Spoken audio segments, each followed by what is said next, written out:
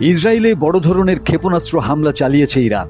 শুক্রবার রাতে শতাধিক ক্ষেপণাস্ত্র নিক্ষেপ করে ইরান, যার সরাসরি আঘাত হানে তেল আবিব ও আশপাশের গুরুত্বপূর্ণ ঘাঁটি ও স্থাপনায়।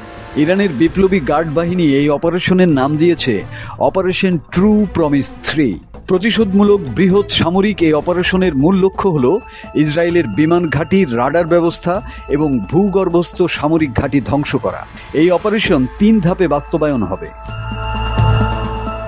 প্রথম ধাপে বিমান ঘাঁটি ও রাডার ব্যবস্থার ধ্বংস, দ্বিতীয় ধাপে প্রতিবেশী শক্তি হিজবুল্লাহ ও হুথি বিদ্রোহীদের মাধ্যমে সীমান্তে ক্ষেপণাস্ত্র হামলা, তৃতীয় ও চূড়ান্ত ধাপে ভূগর্ভস্থ ঘাঁটি থেকে হাইপারসোনিক মিসাইল হামলা। বিশ্লেষকরা বলছেন, এই ধরনের সমন্বিত আক্রমণ হলে ইসরায়েলের প্রতিরক্ষা ব্যবস্থার কতটা সক্ষমতা রয়েছে তা বড় প্রশ্ন হয়ে দাঁড়াবে।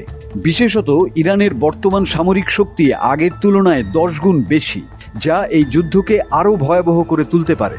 এই অপারেশন কতটা ভয়াবহ হতে পারে তার নমুনা ইতোমধ্যে টের পেয়েছে ইসরায়েল।